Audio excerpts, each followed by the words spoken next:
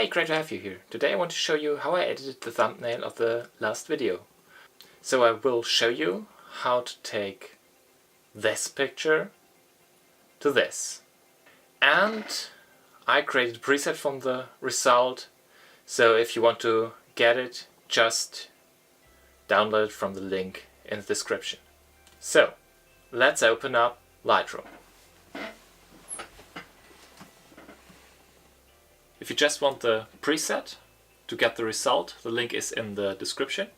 For everyone else, I will reset the image and start over with it. So first I'll bring the exposure up a bit and push the contrast so we use more of the histogram. Quite a bit more.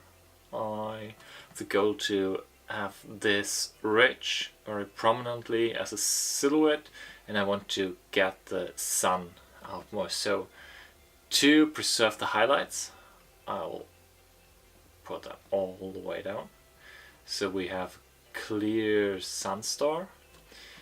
I'll push the clarity a little bit, like so.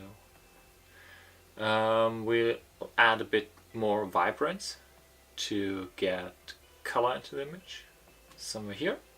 Then we use the curve to add a little more punch to the image. I will pull up the lights. I'll leave the highlights as they are, but I will push up the lights.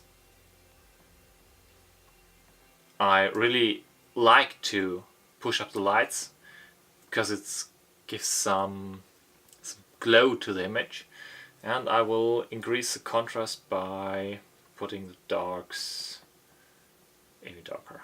So somewhere around here. So you have the sun star, you have that rich, and now I want to add some more split toning. That means I want to give some color to the highlights and some color to the shadows.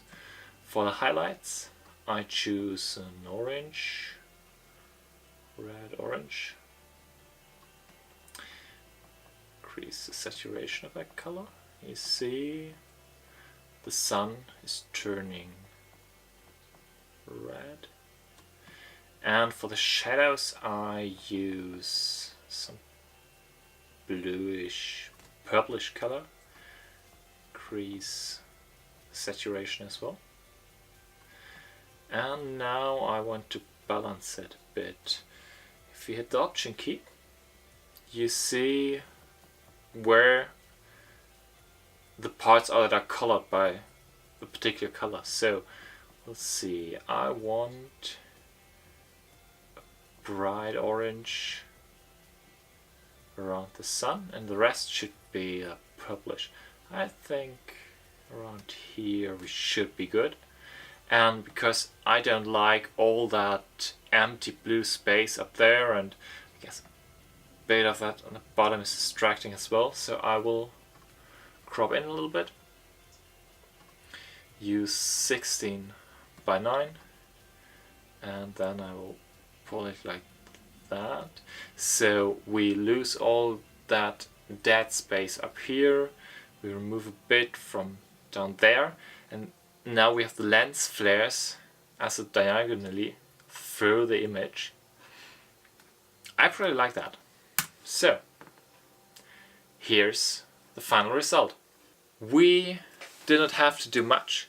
It was just some little tweaks, but when we compare the images, I think it does make quite the difference. Tell me what you think about the edit in the comments. Hit that like button, subscribe to my channel, and I will see you in the next video.